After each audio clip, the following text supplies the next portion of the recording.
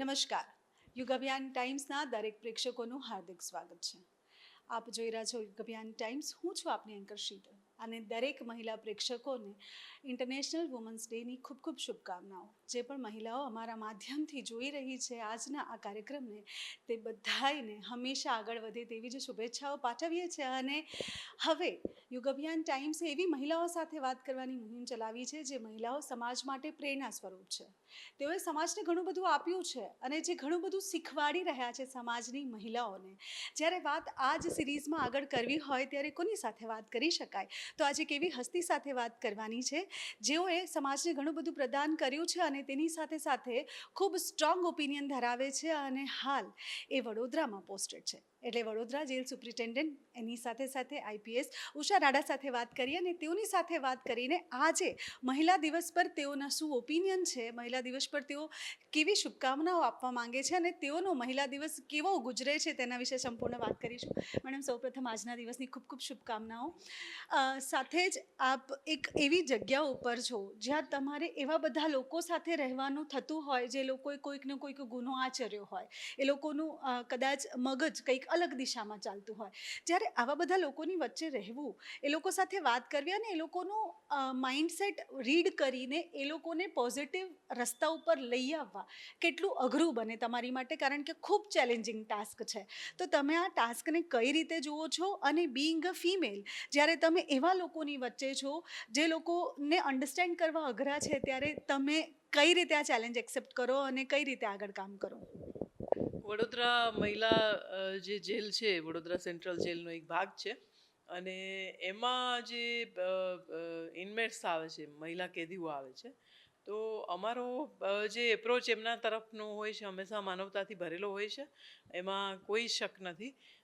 એ લોકોનું જીવન જે ભૂતકાળનું જે હોય તે હોય, પણ અમારે એને અહીંયા હવે જે ગુનેગાર તરીકે આવ્યા છે એવા નથી રાખવા માંગતા. એને કંઈક અલગ આઈડેન્ટિટી મળે. એનો જે કંઈ એમનું ક્રાઇમ હોય એમાંથી એ કંઈક માનસિક રીતના પણ એ પોતા મુક્ત થાય, ફરીથી એવા ને એવા ક્રાઇમ રિપીટ કરીને ફરીથી પાછા જેલમાં ના આવે, એવા અમારા પ્રયાસો સૌના હોય છે. લાઈક એના માટે અમે શું કરીએ છીએ, તો એક્ટિવિટી એમને ખૂબ આપીએ છીએ. મહેંદીના ક્લાસીસ આપીએ તો બહેનો મહેંદી શીખે. હવે એ મહેંદી શીખેલી બેન જ્યારે જેલમાંથી બહાર જશે તો ઓબ્વિયસલી એને એની પાસે એક આર્ટ છે, ડેવલપ થઈ છે જેલમાં રહીને, તો એ બહાર જઈને એના ક્લાસીસ કરાવશે અથવા તો ક્યાંક મહેંદી મૂકવા જશે, તો એને એની રોજીરોટી મળી જશે. બીજું, હમણાંથી એક સ્પોકન ઇંગ્લિશના ક્લાસ છે એ અમે ચાલુ કરાવે. એક એનજીઓ છે એમના દ્વારા, આ પ્રાંગણ સંસ્થા છે એમના દ્વારા એ બહુ સરસ મજાના ક્લાસ ચાલે છે. અને એમાં બેનો જ એન્કરિંગ કરે કાર્યક્રમનું, અને એ થ્રુ આઉટ ઇંગ્લિશમાં એન્કરિંગ કરે. અને એ પણ જેલની કેદી બહેનો. એટલે એ એક અદ્ભુત કાર્યક્રમ હતો જેલમાં, કે જેમાં એ લોકો થ્રુ આઉટ એન્કરિંગ બી એમણે કર્યું અને બહુ સારી રીતના એ પ્રોગ્રામને મતલબ ઓપ આપ્યો એ લોકોએ. ત્રીજું, જેલમાં ટેલરિંગ ચાલે છે, તો દરજીકામ છે, ભરતકામ છે. સાથે સાથે હમણાં નેઇલ આર્ટનું હતું, તો નેઇલ આર્ટ છે, દીવી બનાવી. જ્યારે દીવાની સિઝન, દિવાળીની આવે ત્યારે દીવા બનાવવા, એટલે આ બધું જ, તોરણ બનાવવા. એમના માટે મલ્ટિપલ ટાસ્કિંગ અમે રાખીએ છીએ કે એમની જે કલા છે એ અહીંયા ડેવલપ થાય. ઘણી બહેનો છે 10th એક્ઝામ આપે છે, 12th એક્ઝામ આપે છે. એક બેન તો અહીંયા જેલમાં જ કોલેજ, મતલબ ગ્રેજ્યુએશનના સેકન્ડ યરમાં અત્યારે છે, તો જેલમાં રહીને જ એણે એક્ઝામ આપી છે.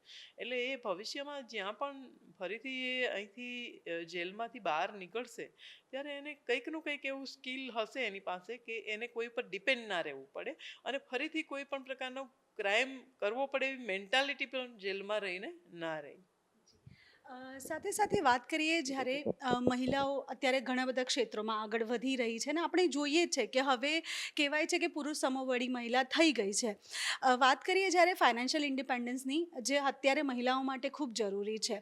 તમે આ વસ્તુને કઈ રીતે જુઓ છો? તમારા મંતવ્યથી ફાઇનાન્શિયલ ઇન્ડિપેન્ડન્સ કેટલું જરૂરી છે? અને તેની સાથે સાથે જેમ આપે કહ્યું કે દરેક મહિલાઓ સક્ષમ થાય પોતાના કોઈ પણ ક્ષેત્રમાં આગળ વધવા માટે, તો એવી મહિલાઓ જેઓને ઘણું બધું કરવું છે પણ એ લોકોમાં કોઈક ફિયર છે ને નથી કરી શકતા અને હંમેશા ડિપેન્ડેન્ટ રહે છે કોઈના ઉપર. એવી મહિલાઓને તમે શું મેસેજ આપવા માંગશો? અને તમારા મંતવ્યથી ફાઇનાન્શિયલ ઇન્ડિપેન્ડન્સ કેટલું જરૂરી છે તેના વિશે આપ શું કહેશો? ફાઇનાન્શિયલ ઇન્ડિપેન્ડન્સ ખૂબ જરૂરી છે.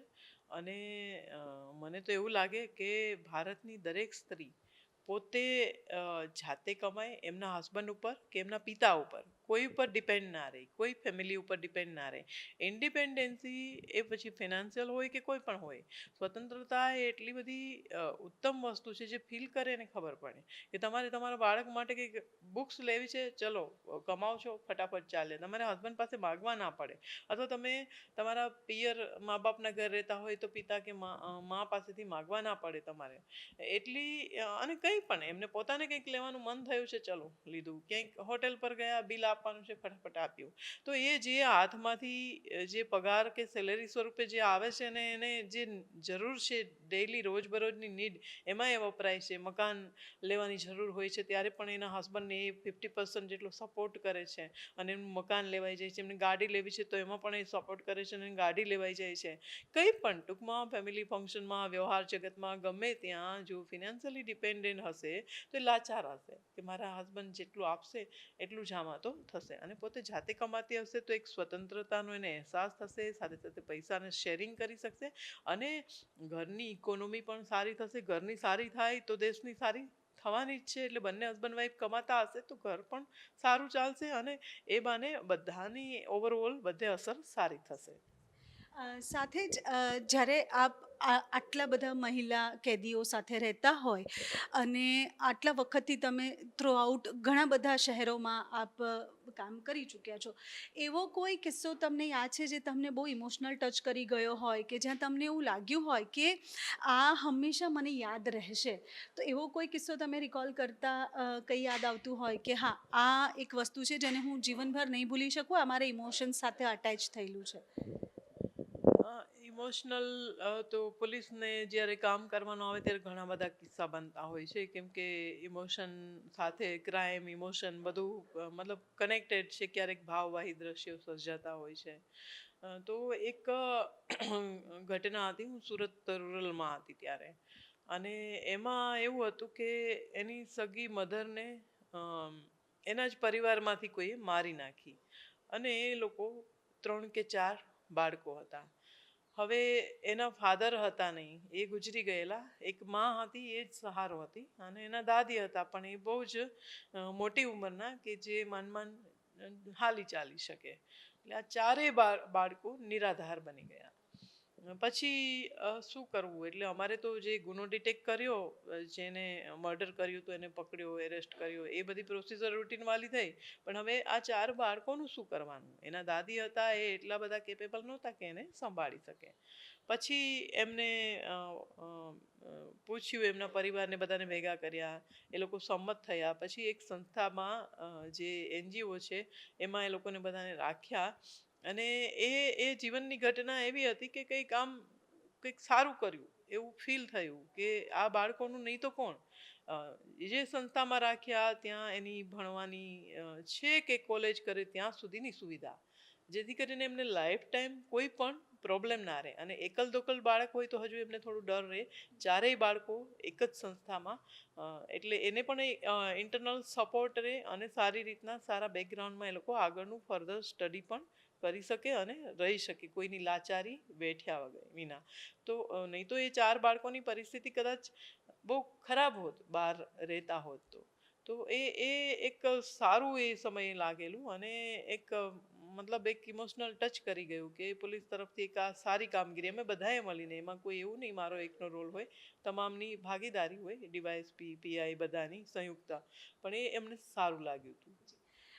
સાથે જ જ્યારે આપ બહાર નીકળીને કામ કરી રહ્યા છો તો પરિવાર અને કામ બંનેને બેલેન્સ કરવું એક મહિલા માટે ખૂબ અઘરું બનતું હોય અને આ બહુ કોમન ક્વેશ્ચન ગણો કે આ એક કોમન વાત કરો કેમ કે નાનામાં નાની કામ કરવાવાળી બાઈથી લઈને મોટામાં મોટા CEO સુધી કોઈ પણ મહિલા જ્યારે ઘરની બહાર નીકળતી હોય ત્યારે ઘરની થોડી જિમ્મેદારી તો પોતાના માથે લઈને જ બહાર નીકળતી હોય તો તમે જ્યારે એક બહુ ડિફિકલ્ટ કામ કરી રહ્યા છો ત્યારે ઘર અને કામને બેલેન્સ કરવાનું આવે ત્યારે તમે કઈ રીતે કરો છો? જો માઇન્ડ બેલેન્સ હોય ને તો ઘર અને ઓફિસ બધું બેલેન્સમાં જ રહે. માઇન્ડ ડિસ્ટર્બ હોય તો બધું જ ડિસ્ટર્બ થઈ જાય છે.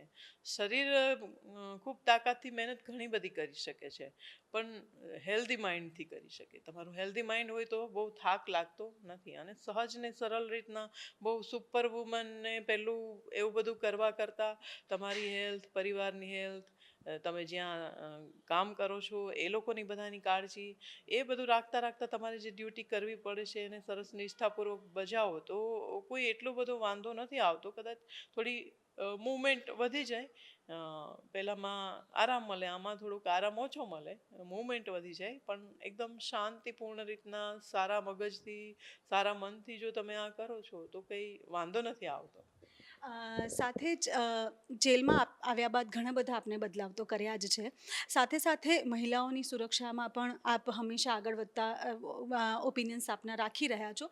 તે છતાંય મહિલા સુરક્ષા માટે હજુ એ સારું કંઈક કરવું હોય કે વુમન એમ્પાવરમેન્ટ માટે હજુ પણ કંઈક સારું કરવું હોય તો તમારા ઓપિનિયનથી તમે હજુ બીજું શું એડ ઓન કરી શકશો?